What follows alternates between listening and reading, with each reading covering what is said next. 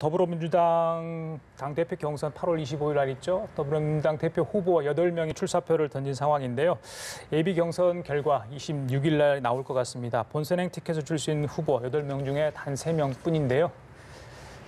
네, 8명 후보 중에 한 분이신 김진표 의원, 저희가 좀 대담 중간이지만 좀 전화로 연결을 해서 함께 좀 이야기를 나눠보도록 하겠습니다. 네, 의원님 나와 계십니까? 네, 김진표입니다. 예.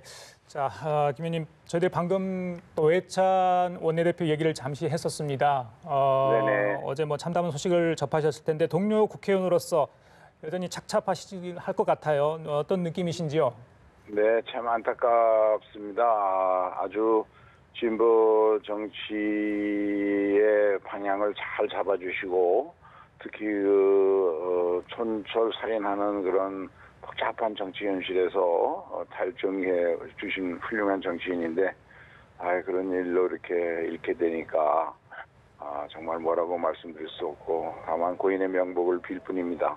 예, 이제 좀 본론으로 들어가 보도록 하겠습니다. 당대표 네네. 출마 선언을 하시면서 유능한 경제 당대표를 하겠다라고 좀 강조를 하셨습니다. 뭐 다른 당대표 후보들과의 차별점 그리고 의원님만의 강점으로 이 경제를 내세우신 것 같은데 뭐 국민들이 좀 체감할 수 있는 경제적 성과를 내기 위한 어떤 계획이 좀 있으신지요?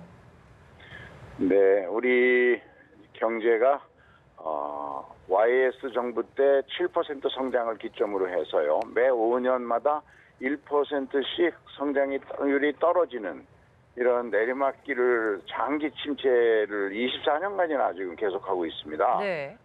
이것을 반등시키기 위해서 가장 중요한 것은 이제 문재인 정부 5개년 계획을 만들 때 지금까지와 같은 재벌 중심의 이윤주도 성장이라는 그런 정책으로는 양극화만 심해지지 혁신 투자가 일어나지 않기 때문에 이런 정책을 바꿔야 한다는 IMF라든가 IBRD 등 경제 전문가들, 세계 경제 금융기관들의 권유를 받아들여서 포용적 성장 정책을 취했거든요. 그 포용적 성장 정책의 수요 면에서 정책이 소득 주도 성장이고 그다음에 공급 면에서 정책이 이제 소위 혁신 성장 정책인데 지금 우리가 겪고 있는 여러 가지 어려움은 소득 주도 성장 과정에서 그 속성상 최저임금 인상이라든가 하는 것이 5천만 모두에게 동시에 적용되다 보면 초기에는 부작용이 많이 나타나지만 그 성과는 한 2, 3년 걸려야 나타난다는 그 어려움을 겪고 있는 것 같습니다. 그런데 이 문제들은 우리 당과 정부 간에 지난주에 강력한 그런 그 보완책을 만들어서 실시하고 있기 때문에 많이 좀 나아지리라고 생각합니다만은 네. 저는 이것을 넘어서는 혁신 성장을 앞당기는 일이 중점을 둬야 하고 그 핵심에는 중소벤처 창업 열풍을 불러일으키는 것이 중요한데 이것을 가로막고 있는 금융의 개혁이 아주 시급하다고 생각합니다. 우리나라 중소벤처기업에 공급되는 금융권의 돈을 분석해보면 98.8%가 융자로 자기 위험부담하에 투자하는 건 1.2%밖에 없는데요. 이 미국이나 이런 나라는 금융권이 60% 자기 위험 부담 하에 투자를 하고 있습니다. 이런 게 비추어서 융자에서 투자로라는 슬로건 아래 금융개혁이 시급하고 이것을 통해서 중소벤처 창업의 기운을 만드는 것이 아주 중요한 현재 경제의 전략이라고 생각하고 이것을 그 골든타임인 이번 정기국회에서 경제 살리기 입법, 규제 샌드박스 입법 그 등을 통해서 제도적 기반을 만들고 또 당이 주도해서 경제 살리기 드라이브를 강하게 걸어야 경제에 이런 벤처 창업 열풍을 일으킬 수 있다 하는 생각을 가지고 있습니다. 예. 자, 김 의원님, 이번 전당대회 8분이 이제 당대표에 출마의 뜻을 비쳤는데 경륜이냐 패기냐 또 반대쪽에서는 세대 교체론 이런 얘기들이 이제 계속 나오고 있는 상황입니다.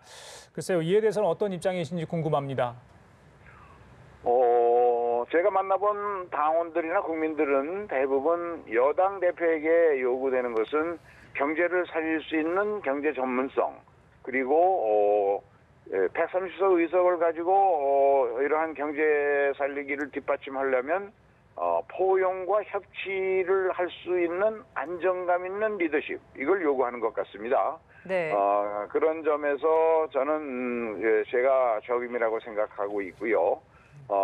또 세대 교체를 주장하시는 분들은 대개 젊고 이러한 분들에게 일할 수 있는 기회를 만들어 주자는 좋은 취지가 있다고 봅니다만, 그것은 당의 운영에 좀 더 많은 사람이 참여할 수 있도록 제가 경제혁신본부를 만들고 거기에 9개 위원회를 두어서 우리 초재선 의원들이나 전문가들이 함께 원내대표나 지역 기초자치단체장들 대표들이 함께 참여할 수 있는 길을 열어놓고, 또 정당혁신본부에도 그런 젊은 세대들이 함께 참여해서 젊은 세대와 장년층, 노년층이 함께 조화를 이루는 그런 안정감 있는 리더십, 이것을 국민들은 우리 여당에게 원하고 있는 것 같습니다. 예. 네, 그럼 단도직입적으로 단일화 가능성은 좀 어느 정도로 보십니까?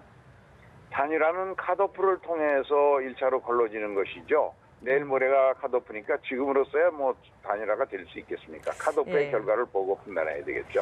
네, 알겠습니다. 뭐 개혁을 추진하려고 하면 아무래도 이제 당이 힘이 있어야 하는데 지금 더불어민주당 의석수가 130석, 절반이 안 되는 상황 아니겠습니까? 이래서 계속 나오는 이야기가 연정일 수밖에 없는데, 어제도 청와대에서 야당이 참여하는 협치 내각을 구상하겠다라고 이야기를 밝힌 만큼 또 야당과의 연정에 대해서는 어떤 입장이시고, 또 당 대표가 되시면 야당과의 관계를 어떻게 이끌어 나갈 생각이신지 좀 말씀 부탁드립니다. 우선 이제 야당과 경제 살리기를 위한 대화와 타협을 통해서 만들어내는 전략적 협치가 아주 시급하고 필요하다고 생각을 하고요. 야당도 지금 야당이 개혁 중입니다만 진영이 갖추어지면 그런 정책 노선에는 함께하리라고 생각합니다. 그런데 어제 청와대가 이야기한 것은 이제 개각의 기회에 이런 전략적 협치를 더욱 촉진할 수 있는 좋은 인재가 있고 야당이 응한다면 개각에 같이 함께 경제 살리기에 함께 참여할 수 있는 그런 기회를 주는 것도 좋지 않냐, 이런 것이고, 저는 그것은 좋은 기회라고 생각합니다만 현실적으로 네. 실현되려면 야당의 동의가 필요한데 예. 현재까지는 여야 간에 그런 대화의 분위기는 아직 안 만들어져 있지 않나 하는 생각이 듭니다. 예, 알겠습니다. 자, 좋은 결과 있길 바라겠습니다. 지금까지 더불어민주당 감사합니다. 당대표 후보인 김주표 의원과 얘기 나눠봤습니다.